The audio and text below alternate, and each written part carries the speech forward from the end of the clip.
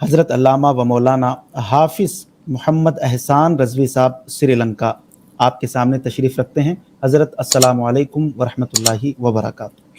وعلیکم السلام ورحمۃ اللہ وبرکاتہ۔ چینل آپ کا چل رہا ہے ماشاءاللہ، اس میں جی مجھے موقع دیا، جبکہ آج وقت کی ضرورت ہے کہ صحیح عقائد کو پروپوگیٹ کرنے کا کوئی چینل ہو، اس لیے کہ ہم جانتے ہیں کہ ایک تو غیر مقلد وہابی نجدی دیوبندیوں کی طرف سے ہم پر اٹیک ہوتے ہیں، اور جی ساتھ ہی ساتھ اہل سنت کے نام پر بھی تفضیلی اور رافضی خیالات کے لوگ بھی ہم کو اٹیک کرتے ہیں۔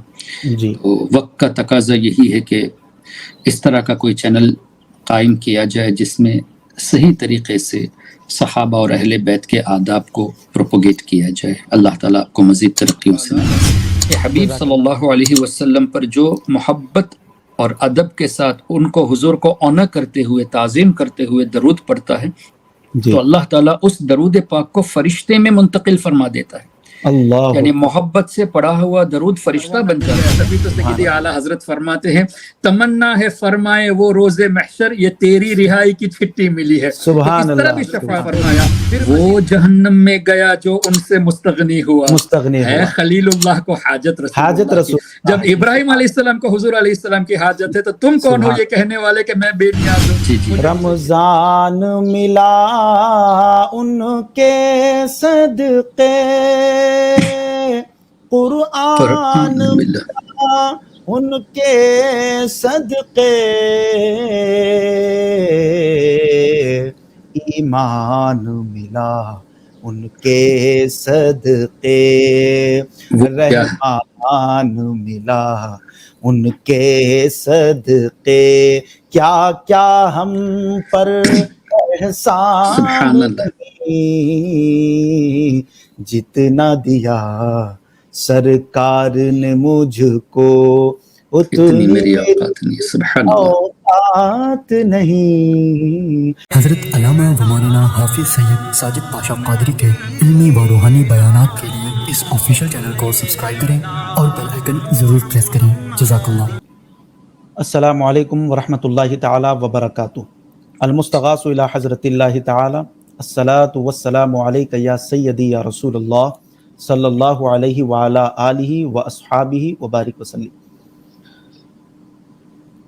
ادب گاہیست زیر آسماں از عرش نازکتر، نفس گم کر دمی آیت جنید و بایزید اینجا، ہزار بار بشویم دہن ز مشک و گلاب، ہنوز نام تو گفتن کمال بے ادبیست، غوث اعظم بمن بے سر و ساما مدد، قبلۂ دی مدد کعبہ امام مدد۔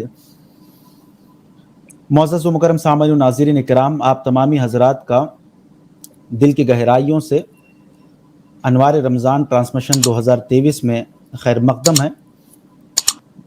ہمارے جو خصوصی مہمان تشریف لانے والے تھے، جن کے لیے میں اور آپ اور مختلف ممالک کے ہمارے سامعین و ناظرین بے حد منتظر تھے، الحمدللہ آج وہ ہمارے اسٹوڈیو میں تشریف لائے ہیں۔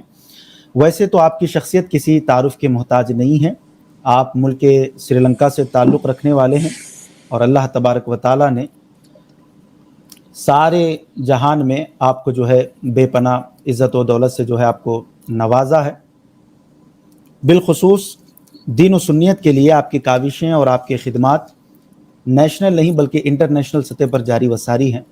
جہاں آپ بہترین خطیب ہیں، وہیں پر آپ اہل سنت و جماعت کے ایک بے باک مناظر بھی ہیں، اور آپ وہی ہیں جنہوں نے ڈاکٹر ذاکر نائک جیسے اور لال رومال والا جو خبیث مدینہ منورہ میں عوام اہل سنت کو پریشان کرتا ہے، ان کو آپ نے منہ توڑ جواب بھی دیے، اور ایسے سوالات ان کے اوپر قائم کیے کہ وہ آج تک جو ہے لاجواب نظر آتے ہیں۔ جن سے میری مراد عالم نبیل، فاضل جلیل، حضرت علامہ و مولانا حافظ محمد احسان رضوی صاحب سری لنکا آپ کے سامنے تشریف رکھتے ہیں۔ حضرت السلام علیکم ورحمۃ اللہ وبرکاتہ۔ وعلیکم السلام ورحمۃ اللہ وبرکاتہ۔ بہت بہت شکریہ آپ کے تشریف لانے کا ہمارے انوار رمضان ٹرانسمیشن میں، چونکہ آپ کی طبیعت وغیرہ بھی ناساز تھی، مختصر سا وقت آپ نے عنایت فرمایا، اللہ آپ کو دارائن میں جزائے خیر نصیب فرمائے۔ آمین، جزاک اللہ۔ آپ کا بھی شکریہ کہ آپ نے عزت افزائی کی، اور جو چینل آپ کا چل رہا ہے ماشاءاللہ، اس میں مجھے موقع دیا، جبکہ آج وقت کی ضرورت ہے کہ صحیح عقائد کو پروپوگیٹ کرنے کا کوئی چینل ہو، اس لیے کہ ہم جانتے ہیں کہ ایک تو غیر مقلد وہابی نجدی دیوبندیوں کی طرف سے ہم پر اٹیک ہوتے ہیں، اور ساتھ ہی ساتھ اہل سنت کے نام پر بھی تفضیلی اور رافضی خیالات کے لوگ بھی ہم کو اٹیک کرتے ہیں۔ تو وقت کا تقاضا یہی ہے کہ اس طرح کا کوئی چینل قائم کیا جائے جس میں صحیح طریقے سے صحابہ اور اہل بیت کے آداب کو پروپوگیٹ کیا جائے۔ اللہ تعالیٰ آپ کو مزید ترقیوں سے نوازے۔ جزاک اللہ حضرت، بہت شکریہ حضرت۔ سب سے پہلے تو آخری عشرہ چل رہا ہے الحمدللہ، اور میں چاہتا ہوں کہ اس آخری عشرے کے فضیلت جو رسول اللہ صلی اللہ تعالی وسلم نے احادیث طیبہ میں ارشاد فرمائی ہے، کچھ آپ اس کے اوپر روشنی ڈالتے چلیں۔ بسم اللہ الرحمن الرحیم، نحمدہ ونصلی ونسلم علی رسولہ الکریم، اما بعد۔ غوث اعظم بمن بے سر و سامہ مدد، قبلہ دی مدد، کعبہ ایمہ مدد۔ حضرت آپ کی بارگاہ میں یہ عرض کرنا چاہوں گا، اور ہمارے سامعین کے سامنے، اس لیے نہیں کہ آپ لوگ نہیں جانتے، یعنی سامعین نہیں جانتے یہ نہیں ہے، بس چونکہ موقع دیا گیا ہے تو کچھ باتیں میں مناسب سمجھتا ہوں پیش کر دیجیے۔ ضرور عطا۔ دیکھیے، آخری عشرہ یا پہلا عشرہ یا دوسرا عشرہ یا طاق راتوں کا یا بالخصوص شب قدر کا اور عید کی فضیلتیں ہم کو احادیث طیبہ میں بہت ساری ملتی ہیں۔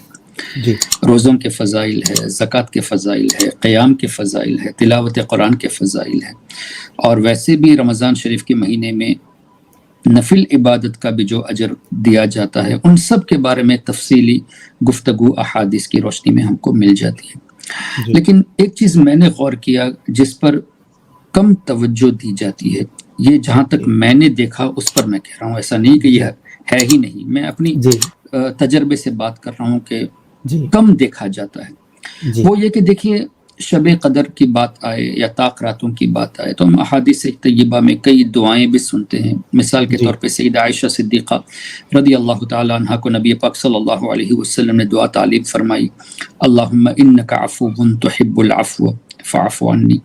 اس طرح کی اور بھی روایتیں آپ کو مل جائے گی جہاں فضائل، دعا، پھر عتق من النار، جہنم سے آزادی کا عشرہ ہے تو اللہم اجرنا من النار، یہ دعا ہے۔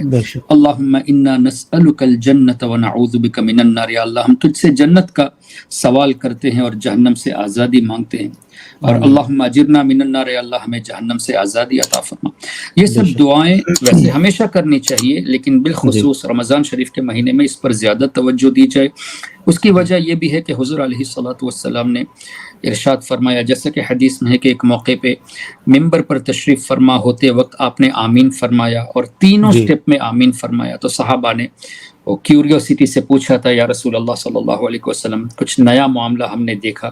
اب ظاہر حضور کے ہر افعال میں حکمت ہوتی ہے، تو صحابہ کرام کی بھی ایک کوشش رہتی کہ سرکار علیہ الصلوۃ والسلام سے پوچھ کے وہ بھی علم حاصل کرتے۔ صحیح۔ تو اس پر جواب عنایت فرمایا کہ جبریل امین تشریف لائے، جیسا کہ بہت مشہور ہے۔ ایک سٹیپ کے بارے میں یہ ہے کہ جو آپ کا نام مبارک سنے اور مجھ پر درود نہ پڑے، آپ پر درود نہ پڑے، تو اللہ کی رحمت سے وہ دور ہو جائے۔ اس پر حضور علیہ السلام نے آمین فرمایا۔ تو ایک تو سبق یہ ملا کہ حضور صلی اللہ علیہ وسلم کا نام نامی لیا جائے تو ہم درود پاک کو اپنے اوپر لازم بنا لیں، ورنہ اللہ کی رحمت سے دوری کی بات ہے۔ پھر ایک موقع آ گیا تو یہ بات بھی پیش کر دیا جائے۔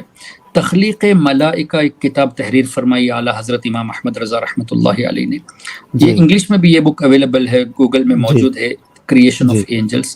اس میں دو روایتیں نقل کی ہے، جس میں ایک یہ ہے کہ اللہ تبارک و تعالی کے حبیب صلی اللہ علیہ وسلم پر جو محبت اور ادب کے ساتھ ان کو حضور کو آنر کرتے ہوئے، تعظیم کرتے ہوئے درود پڑھتا ہے، تو اللہ تعالیٰ اس درود پاک کو فرشتے میں منتقل فرما دیتا ہے۔ یعنی محبت سے پڑھا ہوا درود فرشتہ بن جاتا ہے، اور اللہ تعالیٰ حکم فرماتا ہے کہ اے میرے فرشتے، جس طرح اس بندے نے میرے حبیب پر درود بھیجا ہے تو اس پر دعائے مغفرت کیا کر۔ تو اب وہ فرشتہ اللہ کے حکم سے قیامت تک اس بندے کے لیے، کون جو محبت کے ساتھ حضور پر درود پڑا ہے تعظیم کے لیے، تو قیامت تک دعائے مغفرت وہ فرشتے کرتے ہیں، وہ فرشتہ۔ ایک اور روایت اسی کتاب میں لکھی ہے کہ اللہ کا ایک فرشتہ ہے جس کا ایک پر مشرق میں اور ایک پر مغرب میں، جی جب بھی کوئی حضور علیہ الصلوۃ والسلام کی تعظیم بجا لاتے ہوئے درود پاک پڑھتا ہے تو وہ فرشتہ جنت کی نہر میں غوطہ لگاتا ہے اور جی وہ پھر اپنے پروں کو جھاڑتا ہے. تو جب جی ظاہر ہے ایک پر ایسٹ میں ہے دوسرا پر ویسٹ میں جی ہے، تو صحیح. پروں کو جھاڑتے وقت کتنے قطرات ہوں گے؟ اللہ اکبر، بے شمار. کروڑوں اربوں خربوں، ہم تو حساب ہی نہیں لگا سکتے. بے شک تو بے شک. ہر قطرے پر اللہ تعالیٰ، ہر قطرہ وہ فرشتہ بن جاتا ہے، ہر قطرے کے بدلے میں اللہ فرشتہ اکبر. پیدا ہوتا ہے، اور وہ اللہ. تمام فرشتے اس کے لیے دعائے مغفرت کرتے ہیں. او کما سبحان قال. اللہ. تو حضور علیہ الصلوۃ اللہ. والسلام پر محبت سے درود پڑھنے کی یہ فضیلت. پھر دوسرے سٹیپ کے بارے میں یہ ہے، ترتیب آگے پیچھے جی ہوگی کہ جو جی والدین کو اپنے بڑھاپے میں پائے اور ان کی خدمت کر کے جنت حاصل نہ کر لے جی وہ بھی اللہ کی رحمت سے محروم ہو جائے، اور بے شک. رمضان شریف کا مبارک مہینہ پا کر جو اپنی مغفرت نہ کرا لے وہ بھی اللہ جی کی رحمت سے دور ہو جائے. اس پر اللہ. حضور علیہ السلام نے آمین فرمایا. اب اس سے کیا پتہ چلا کہ تین چیزیں گارنٹی والی ہے. ایک جی تو حضور صلی اللہ علیہ وسلم پر محبت سے درود پڑھنا، یہ رحمت کے لیے جی گارنٹی ہے. جی والدین کی خدمت کر کے جنت حاصل کرنا، یہ بھی گارنٹیڈ ہے. یہ بھی گارنٹی ہے. اور آخری یعنی رمضان شریف میں مغفرت پا لینا، نجات پا لینا، یہ بھی گارنٹیڈ ہے. تو ان تینوں میں ایک چیز شرط ہے، وہ ہے ایمان. اور اللہ ایمان اکبر. اصل میں کیا ہے؟ لا یؤمن احدکم حتی اکون حتی احب اکون الیہ احب من الیہ والدہ وولدہ والناس اجمعین. ناصر. اس وقت تک کوئی کامل مومن ہو نہیں سکتا جب تک میں اس کے نزدیک تمام لوگوں سے پیارا نہ ہو جاؤں. او کما اللہ قال اکبر. صلی اللہ علیہ وسلم. تو ایمان ہے تو یہ تمام اعمال ہمارے لیے، اور ایمان صحیح. کی جو بنیاد ہے یعنی ایمان کا جو ایسنس ہے وہ ہمارے جی آقا صلی اللہ علیہ وسلم ہے. بے تو اب شک. یہ پتہ چلا کہ رمضان شریف میں شیعوں کی بھی موت ہوتی ہے، کافروں کی بھی موت ہوتی ہے، یہودیوں کی جی بھی موت ہوتی ہے، قادیانی کی بھی موت ہوتی ہے.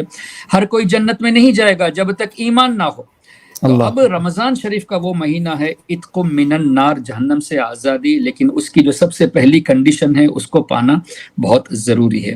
اور جی یہی وجہ ہے کہ ہم اور آپ کوشش کرتے ہیں اللہ کی مدد سے کہ لوگوں کے دلوں میں عشق مصطفیٰ صلی اللہ علیہ وسلم کو اجاگر کیا جائے. یہی سب کی کوششیں ہوتی ہیں اور یہ ہونی بھی چاہیے، اس لیے کہ اس ماشاء پر اللہ. فوکس کم کیا جاتا ہے. اچھا، میں نے یہ بات آپ کے سامنے اس لیے بھی پیش کی کہ آپ دیکھیں احادیث کی روشنی میں، چونکہ یہ جی فضائل کی بات ہے، تو اگر کسی نے یہ ابھی آپ سے کل کہہ دیا اس کلپ کو سننے کے بعد کہ جی یہ روایت ضعیف ہے، تو ان کو بتا دیا جائے کہ ضعیف روایات فضائل پہ معتبر ہے.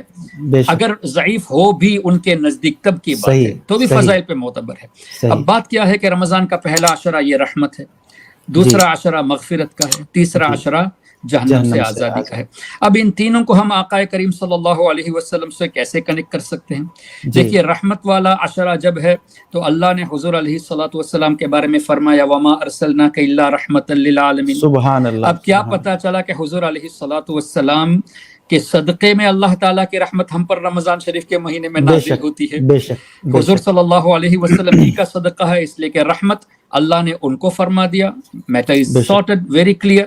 تو اب جتنی محبت حضور علیہ الصلوۃ والسلام سے ہم کریں گے اور ان کا ادب بجا لاتے ہوئے ان کے فرامین پر عمل کریں گے، تب یہ فضیلتیں ہم کو رمضان شریف میں ملے گی، یعنی اللہ کی خاص رحمتوں کا نزول ہم پر سبحان ہوگا.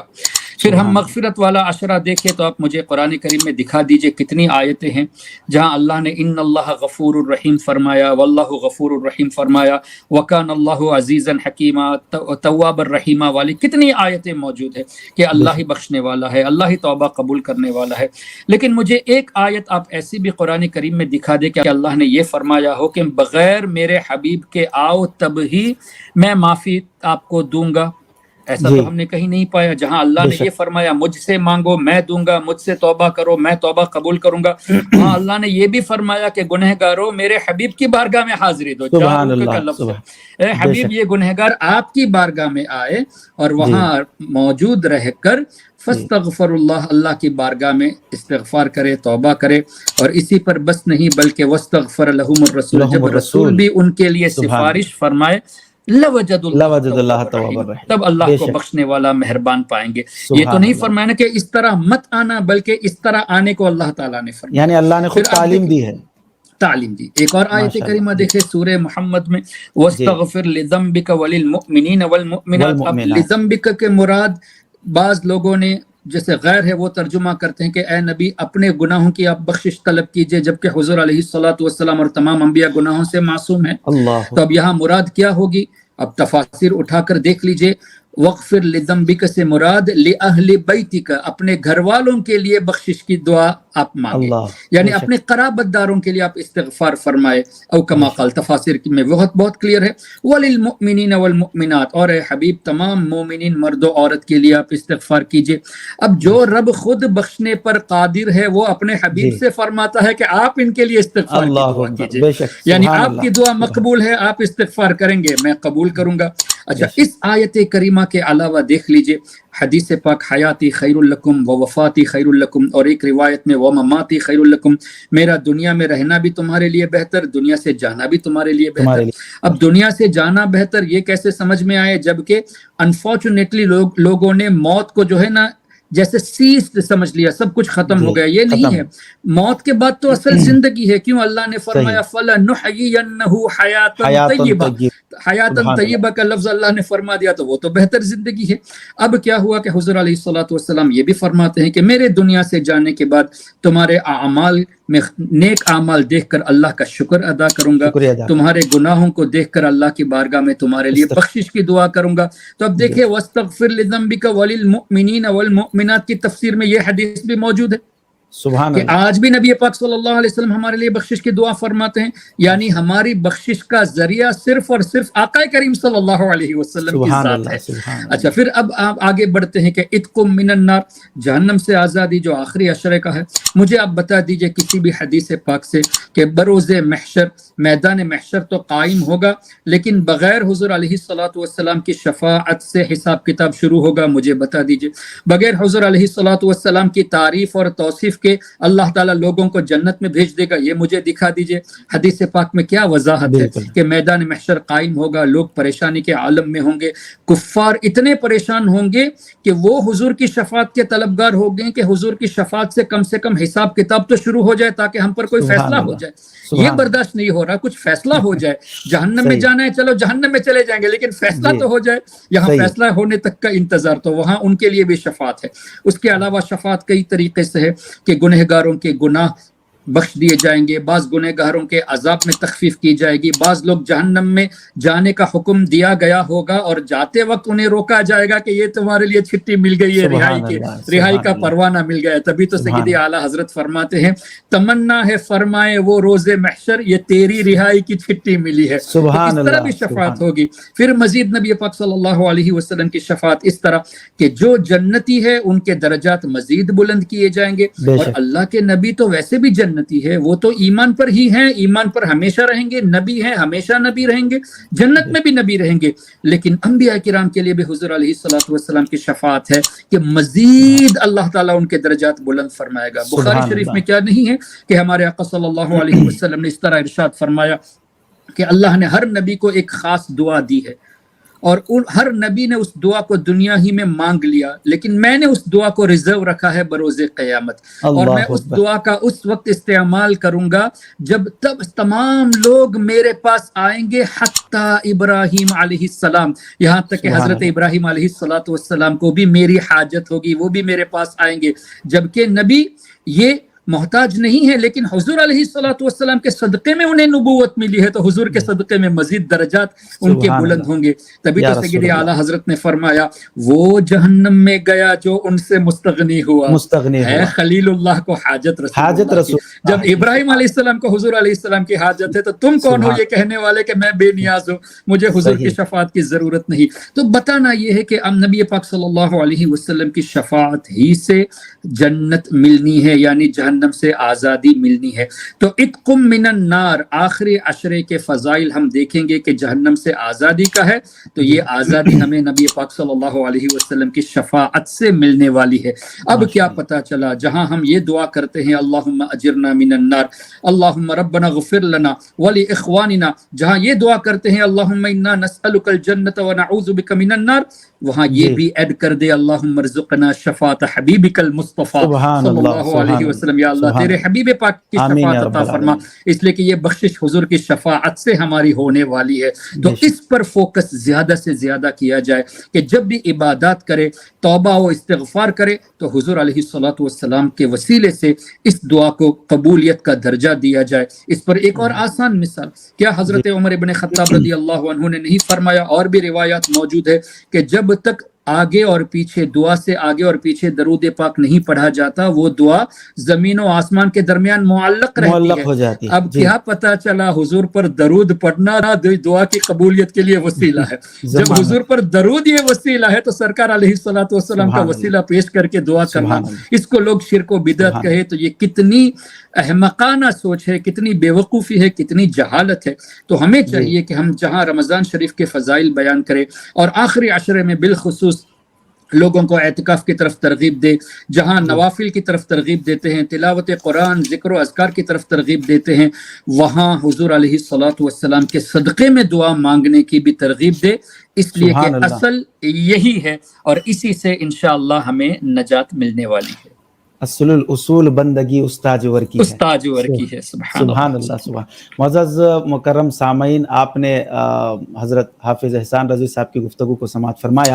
یقیناً مجھے ایسا محسوس ہو رہا تھا کہ ابھی بھی محسوس ہو رہا ہے کہ میں بیچ میں دخل نہ ہی دوں، اور حافظ صاحب جو ہے نان اسٹاپ عشق مصطفیٰ، محبت مصطفیٰ کی جو ہے بات کرتے چلے جائیں۔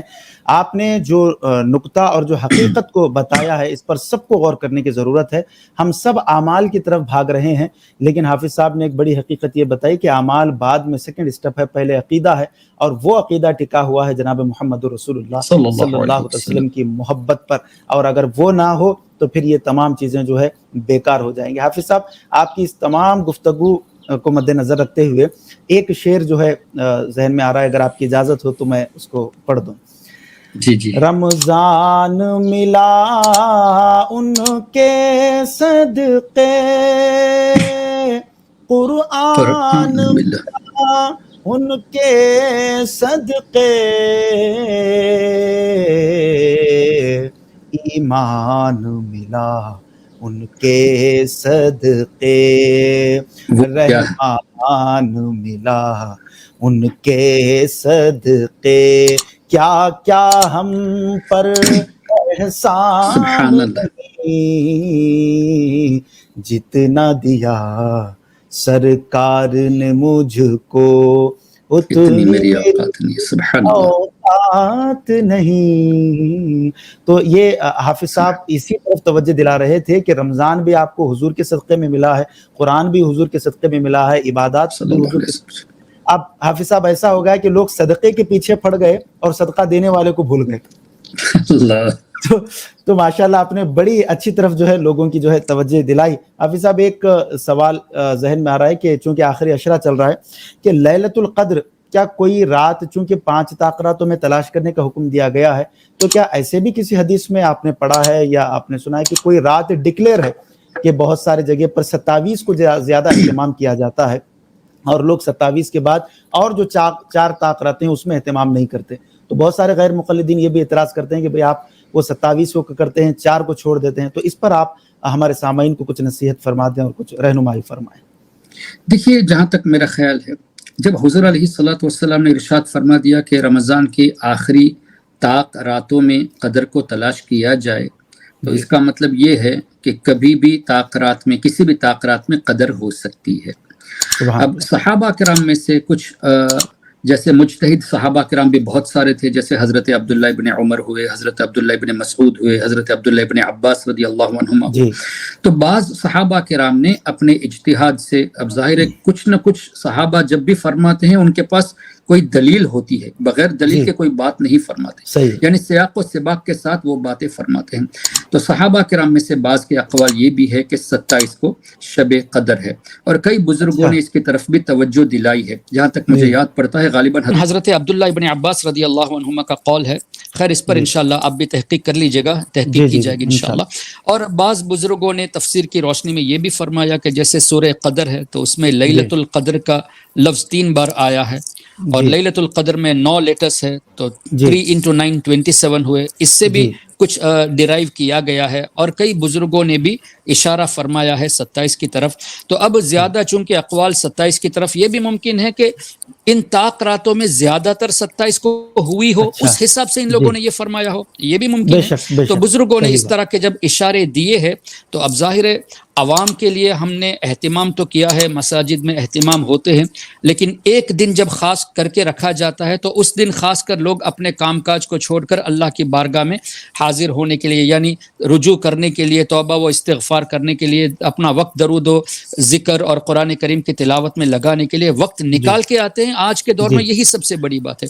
یہ وہ دور نہیں ہے جیسے امام شافعی رحمۃ اللہ علیہ ہوئے، یا دوسرے بڑے بڑے امام محمد جیسے بزرگ ہوئے، حضرت جنید بغدادی جیسے بزرگ ہوئے، جو راتوں میں ہزار ہزار نفل روزانہ پڑھنے والے تھے. سرکار غوث پاک رضی اللہ عنہ 2 رکعت میں پورے قرآن کریم کی تلاوت فرماتے تھے، وہ بھی عشاء کے وضو سے فجر تک تقریباً 40 سال. تو اس طرح کے اعمال آج کل تو بہت نادر دیکھنے میں آتے ہیں، بہت کم دیکھنے آتے ہیں. تو آج کے لیے یہی بڑی بات ہے کہ لوگ ایک دن ہی صحیح اچھے سے کر لیں. تو ایسے موقع پہ لوگوں کو ترغیب دینا یہ بہت ضروری ہے. یہی وجہ ہے دیکھیں شب قدر کے علاوہ شب برات آتی ہے، شب معراج آتی ہے، تو لوگ اعتراض کرتے ہیں کہ حدیث میں کہا ہے یہ ضعیف ہے، وہ ضعیف ہے. حالانکہ سوچنا چاہیے کہ فضائل پر تو ضعیف روایات بھی تو معتبر ہے، اور یہ محدثون ہی کا یہ فیصلہ ہے. تو اب لوگوں کو قریب کرنے کا، انہی کا اصول ہے. تو اب ایسے لوگوں کو قریب کرنے کے لیے، عبادت کی طرف مائل کرنے کے لیے اگر ان دنوں میں اہتمام کیا جائے تو کون سا برا کر دیا ہے؟ لوگوں کو اللہ ہی کی طرف تو مائل کرنے کے لیے ایک راستہ دکھا دیا ہے. اور یہ بھی بزرگوں نے، بلکہ ابن تیمیہ نے لکھ دیا ہے کہ شب برات میں یہ بزرگوں کا طریقہ تھا کہ وہ اکٹھا ہو کر یہ محفلیں کرتے تھے، یعنی ذکر و اذکار میں مشغول رہتے تھے. یہ تو ان کے امام ابن تیمیہ نے بھی لکھ دیا ہے. خیر یہ بات الگ ہو رہی. کہنے کا مطلب یہ ہے کہ شب قدر کسی بھی رات آ سکتی ہے، بہت ممکن ہو کہ اکثر 27 کو آئی ہو، اس حساب سے بزرگوں نے 27 کی طرف توجہ دلائی ہو. تو ہمیں چاہیے کہ ہم اس پر زیادہ بحث نہ کرتے ہوئے 21 23 25 27 29 کو اپنے طور سے عبادت کریں، اور 27 کو جہاں عوام کی کثرت ہوتی ہے وہاں عوام کو مزید ترغیب دلائے تاکہ عبادات میں وہ لوگ مشغول رہے. اب آپ کا ایک اور سوال یہ بھی آ سکتا ہے کہ حضور علیہ الصلوۃ والسلام کو اگر شب قدر کا علم ہوتا تو صحابہ کرام رضوان اللہ علیہم اجمعین کو کیوں نہ بتاتے؟ اس لیے کہ حدیث پاک یہ لوگ پیش بھی کرتے ہیں کہ صحابہ کرام رضوان اللہ علیہم اجمعین کے سامنے ہمارے آقا صلی اللہ علیہ وسلم تشریف لائے، اور کچھ باتوں پر غالباً تقدیر پر یا کسی بات پر بحث ہو رہی تھی. تو حضور علیہ الصلوۃ والسلام نے اس طرح ارشاد فرمایا کہ میں قدر کے بارے میں بتانے آیا تھا، لیکن اب اللہ نے میرے ذہن سے وہ بات اٹھا دی ہے. اس طرح کی کوئی بات ہے؟ شاید یہ سوال آپ نے مجھ سے پہلے بھی کیا تھا. اب اس حدیث پاک کو لے کر اگر کوئی یہ کہتا ہے کہ حضور کو علم غیب ہوتا، مجھے وہ بات بھلا دی گئی ہے، یہ آپ نے فرمایا بھلا دی گئی ہے، او کما قال. اچھا اب حضور کو علم ہوتا تو یہ کیوں نہ بتا دیتے؟ اس وقت کیوں کو فرماتے کہ بھلا دی گئی ہے کہہ کے؟ یہ اعتراض کرنے والے خود جہالت کے شکار میں ہے. وہ خود اپنی جہالت کا اظہار کر رہے ہیں. کیوں؟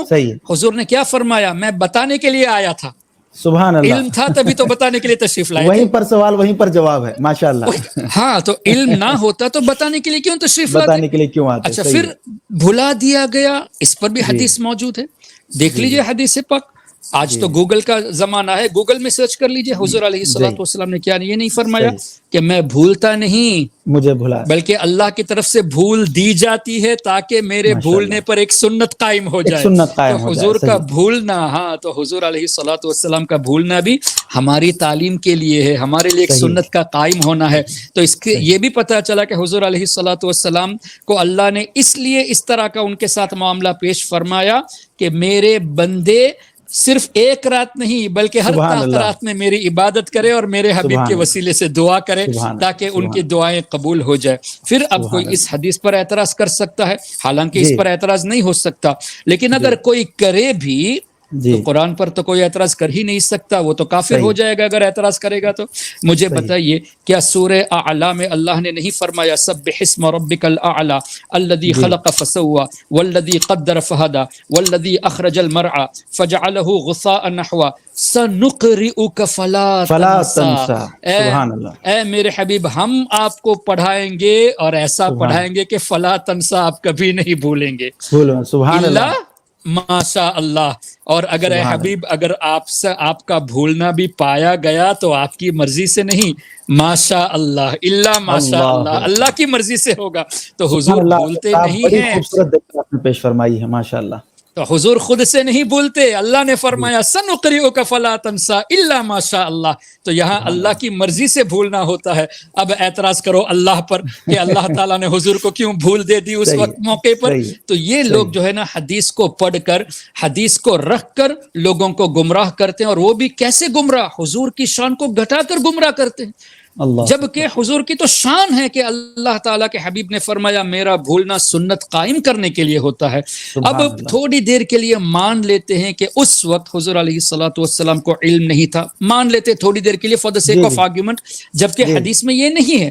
اب ان سے پوچھے کہ یہ معاملہ علمک ما لم تکن تعلم, اے حبیب ہم نے آپ کو وہ تمام چیزیں سکھا دی جو آپ نہیں جانتے تھے. اب ان لوگوں سے سوال کیا جائے کہ یہ آیت کریمہ سے پہلے کا واقعہ ہے یا بعد کا واقعہ ہے, اور اگر پہلے کا واقعہ ہے تو اب حضور جانتے ہیں, جب اب جانتے ہیں تو اعتراض کیوں کرتے ہو, اور اگر یہ بعد کا واقعہ ہے تو ثابت کرو کہ یہ بعد کا واقعہ ہے, تاریخ سے ثابت کرو کہ پہلے یہ آیت کریمہ نازل ہوئی, بعد میں قدر والی بات آئی. اور اگر ثابت کرنے جاؤ گے تو پھنس جاؤ گے. کیوں؟ بالکل اللہ تعالیٰ نے فرما دیا اے حبیب جو کچھ نہیں جانتے تھے ہم نے سکھا دیا, اور تم اللہ کے سکھانے پر اعتراض کرتے ہو کہ اللہ نے سب تو سکھا دیا, یہ نہیں سکھا دیا, تو اللہ پر اعتراض کرنا ہوا. تو ان لوگوں کو بچنے کے لیے کہیں کوئی سراغ بچا ہی نہیں ہے, ایک ہی راستہ بچا ہے, سچے دل سے توبہ کر کے اہل سنت و جماعت میں آ جائے, اسی میں نجات ہے. تبھی تو اعلیٰ حضرت نے فرمایا اہل سنت کا ہے بیڑا پار, اصحاب حضور نجم ہے اور ناؤ ہے عطرت رسول اللہ کی. ہاں تو نجات اگر ہے تو صرف اہل سنت ہی میں ہے, اور اہل سنت کی پہچان کیا ہے, اصحاب کی بھی تعظیم اور اہل بیت کی بھی تعظیم. سبحان اللہ. یا محمد کسی کو کچھ نہیں ملتا تیری عطا کے بغیر, اور خدا بھی کچھ نہیں دیتا تیری رضا کے بغیر. یہ حدیث پاک سے ثابت ہے. سبحان اللہ. بخاری شریف میں کیا آپ کو ایک جگہ پہ یا دو جگہ پہ یا تین جگہ پہ نہیں, قریب 5-6 جگہوں پہ صرف بخاری شریف میں ہے واللہ یعطی انما انا قاسم, اللہ دیتا ہے میں ہی تقسیم کرنے والا ہوں. سبحان اللہ. اور جا کے امام بخاری پر اعتراض کرے, امام بخاری نے خمس کے باب میں ان حدیثوں کو لکھنے سے پہلے یہ لکھا ہے کہ قال النبی صلی اللہ علیہ وسلم واللہ یعطی انما انا قاسم و خازن, اللہ دیتا ہے میں ہی بانٹنے والا اور میں ہی خزانچی ہوں, سبحان اللہ, ٹریشرر بھی میں ہوں. اسی سے امام بخاری نے باب کو شروع فرمایا, اور امام احمد ابن حنبل نے مسند احمد میں واللہ یعطی انما انا خازن, اللہ دیتا ہے میں ہی خزانچی ہوں. اور حضور علیہ السلام نے مزید فرمایا بخاری شریف میں, مسلم شریف میں, جس کا مفہوم اعطیت مفاتیح خزائن الارض, زمین کے ایک خزانے کی ایک چابی کا تذکرہ نہیں, خزائن کا جملہ ہے اور مفاتیح کا جملہ ہے. جتنے خزانے ہیں, جتنے خزانے اور ان کی جتنی چابیاں ہیں وہ سب اللہ نے مجھے دے دی ہے. تو کیا پتا چلا تمام نعمتیں تو اللہ ہی کی ہے, لیکن اللہ دیتا ہے حضور علیہ الصلوۃ والسلام کے صدقے میں. تبھی تو سیدی اعلیٰ حضرت نے فرمایا لا ورب العرش, جس کو جو ملا ان سے ملا, جو ملا ان سے ملا, بٹتی ہے کونین میں نعمت رسول اللہ کی. اچھا یہ ایک آخر میں بتا دوں, یہ صرف ہمارا کہنا نہیں ہے. ابن تیمیہ کا شاگرد حافظ ابن القیم الجوزیہ اپنی کتاب زاد المعاد چیپٹر آف جمعہ, وہاں درود شریف کا باب لکھا ہے, اس میں ابن القیم جوزیہ جو ابن تیمیہ کا شاگرد ہے اس نے یہ بھی لکھا ہے کہ دنیا اور آخرت میں, دنیا میں صرف نہیں, دنیا اور آخرت میں جس امتی کو جو کچھ بھی اللہ دیتا ہے حضور کے ہاتھوں سے دیتا ہے. یہ تو تمہارے امام نے قبول کر لیا ہے. سبحان اللہ, سبحان اللہ. یعنی کہ دینے والی ذات تو خدا کی ہے پر دلانا میرے حضور کا ہے صلی اللہ علیہ وسلم. رب ہے معطی, یہ ہیں قاسم, یہ تھے قاسم نہیں, یہ ہیں قاسم, رزق اس کا ہے کھلاتے یہ ہے. سبحان اللہ. بس آخر میں جاتے ہوئے ہمارے سامعین و ناظرین جو عوام اہل سنت آپ کو سن رہی ہے, یا جو بھی حضرات آپ کو سن رہے ہیں, ماہ رمضان کے حوالے سے ہو یا ایمان اور عقائد کے حوالے سے, کچھ نصیحتانہ جملے آپ فرما دیں. جی, اللہ تبارک و تعالی کا بہت بڑا احسان سمجھ کر یہ رمضان شریف کے مہینے کو ہمیں گزارنا چاہیے. بہت ادب اور احترام کے ساتھ, تکریم کے ساتھ جو چند ایام بچے ہیں اس کو ہمیں گزارنے کی ضرورت ہے. اور زیادہ سے زیادہ اس چیز کا خیال رکھا جائے کہ کئی لوگ ایسے ہوتے ہیں جو آپ کو مانگتے ہوئے نظر آئیں گے، لیکن کئی ایسے سفید پوش ہوتے ہیں جو آپ کے سامنے زبان نہیں کھولتے، تو ایسے لوگوں کو تلاش کر کے دینے کی بھی کوشش کی جائے، اس لیے کہ ہماری عبادات اللہ تعالیٰ قبول کرنے والا ہے. ہمیں یقین نہیں ہے کہ یہ مقبول ہے یا نہیں، لیکن ہمیں امید ضرور ہوتی ہے کہ اللہ تعالیٰ اپنے نیک بندوں کے صدقے میں قبول فرما لے. لیکن ساتھ ہی ساتھ اگر ہم اس طرح کا عمل کریں گے تو ان کے دلوں سے جو دعائیں نکلتی ہے نا، وہ دعا ہمارے لیے بہت بڑا درجہ رکھتی ہے. حدیث پاک کا مفہوم ہے کہ اللہ تبارک و تعالیٰ کے رسول صلی اللہ علیہ وسلم کا فرمان جس کا مفہوم یہ کہ جب کوئی بندہ کسی بندے کو خوش کرتا ہے، ایک مسلمان دوسرے اپنے مسلمان بھائی کو خوش کرتا ہے، تو اس خوشی کو اللہ تعالیٰ فرشتے میں تبدیل فرما دیتا ہے، اور وہ فرشتہ جو خوشی سے تبدیل ہوا فرشتہ بنا، وہ اس کے لیے دعائیں کرتا ہے. جب اس بندے کی موت آتی ہے، قبر میں جب تدفین ہوتی ہے، تو وہ فرشتہ آتا ہے اور پوچھتا ہے کیا تم مجھے پہچانتے ہو؟ میں وہی خوشی ہوں جو تم نے فلاں شخص کو فلاں موقع پر دی تھی. آج تیرے اس مشکل وقت میں راحت کے لیے میں تمہارے پاس آیا ہوں. تو ہم اگر دن میں 4 لوگوں کو خوش کریں گے اور دل سے دعائیں نکلیں گی تو روزانہ 4 فرشتے ہمارے لیے ہو جائیں گے. تو رمضان شریف کے ایام میں اس طرح کے کام کی کوشش کی جائے. اور اس میں بھی بالخصوص ہمارے معاشرے میں کئی سادات ایسے ہیں جو آپ کے سامنے نہیں آتے، وہ شرماتے ہیں، اس لیے کہ ان کو ہم زکوٰۃ تو نہیں دے سکتے، صدقہ بھی نہیں دے سکتے، ان کے لیے حرام ہے. حضور علیہ الصلوۃ والسلام نے منع فرما دیا. زکوٰۃ تو 2.5% نکالتے ہیں. کیا حضور کے صدقے میں جو ہمیں اللہ روزی دیتا ہے، قاسم نعمت کے صدقے میں روزی ملتی، انہی کی اولاد کے لیے اگر ہم 2-4% زیادہ خرچ کر دیں تو کون سا کمی ہو جائے گی، بلکہ اور برکتیں اس میں تو اور برکتیں ہوگی. کوشش یہ کرے، میری ایک گزارش ہے، کوشش یہ کرے کوئی بھی اپنی حیثیت کے مطابق کسی ایک فیملی کا مہینے کا خرچہ سنبھالنے کی، جیسے آپ سے ہو سکے 2000 1000 5000 جتنا ہو سکے، کسی ایک فیملی کو بھی اگر آپ مستقل طور پہ سنبھالنے کی کوشش کر لیں گے 1 سال کے لیے 2 سال کے لیے، جیسی آپ کی طاقت جیسی حیثیت، تو حدیث پاک کی روشنی میں حضور علیہ الصلوۃ والسلام فرماتے ہیں جو میرے اہل کے ساتھ یعنی میرے خاندان والوں کے ساتھ اچھا سلوک کرتا ہے، میں اس کی جزا خود دوں گا جب بروز قیامت وہ مجھ سے ملے گا. اللہ اکبر. اس میں 2 فائدے نظر آئے. ایک تو جزا صلہ حضور کے ہاتھوں سے ملنا، پھر حضور علیہ السلام سے ملاقات کا شرف ملنا. جب وہ مجھ سے ملے گا میں اسے صلہ دوں گا، او کما قال. تو حضور علیہ الصلوۃ والسلام سے براہ راست بھی بروز قیامت ملاقات ہوگی، اور جزا بھی اللہ کی عطا سے حضور علیہ الصلوۃ والسلام ہمیں دیں گے. کس کے لیے یہ فضیلت ہے؟ جو سادات کا خیال رکھتے ہیں. اللہ تعالی ہم سب کو یہ توفیق بخشے. بہت شکریہ. اللہم وبحمدک اشہد ان لا الہ الا انت استغفرک واتوب الیک. جی معزز سامعین و ناظرین کرام، یہیں پر یہ پروگرام اختتام ہوتا ہے. ہم بہت ہی زیادہ شکر گزار ہیں حضرت علامہ مولانا حافظ احسان رضوی صاحب کے کہ آپ نے اپنا قیمتی وقت ماہ رمضان میں، اور وہ بھی مزاج کی ناسازگی بھی تھی، آپ نے وقت دیا ہے. اللہ تعالیٰ آپ کی جملہ بیماریوں میں مکمل شفایابی عطا فرمائے، صحت، تندرستی، عافیت اور سلامتی والی زندگی آپ کو نصیب فرمائے، اور دین اور سنیت کا کام اسی جذبے سے آپ کو تا دم آخر کرنے کی توفیق عطا فرمائے. حشر و نشر میں مصطفیٰ صلی اللہ علیہ وسلم کا ساتھی بنائے، قرب مصطفیٰ آپ کو عطا فرمائے. بہت شکریہ حافظ صاحب. انشاءاللہ تبارک اللہ ناظرین، ایک نئی شخصیت کے ساتھ، مہمان خصوصی کے ساتھ جو ہے آپ کو ہم ملاقات کروائیں گے. تب تک کے لیے اللہ تبارک تعالیٰ کی بارگاہ میں یہی دعا ہے، یا خدا جسم میں جب تک کہ میری جان رہے تجھ پہ صدقے اور تیرے محبوب کے قربان رہے، کچھ رہے یا نہ رہے مگر وقت دعا ہے کہ امیر آخری دم سلامت ہم سب کا ایمان. آمین. صلی اللہ علیہ وسلم. اللہ رب من کل ذنب واتوب الیہ، لا الہ الا اللہ محمد رسول اللہ صلی اللہ علیہ وسلم. السلام علیکم ورحمۃ اللہ وبرکاتہ. وعلیکم السلام ورحمۃ اللہ وبرکاتہ. مزید ایسے ہی ویڈیوز دیکھنے کے لیے ویڈیو کو ابھی لائک اور ہمارے یوٹیوب چینل سید ساجد پاشا قادری کو ضرور سبسکرائب کر لیں اور بیل آئیکن ضرور پریس کریں تاکہ ہر نئی آنے والی ویڈیو کی نوٹیفیکیشن آپ کو ملتی رہے.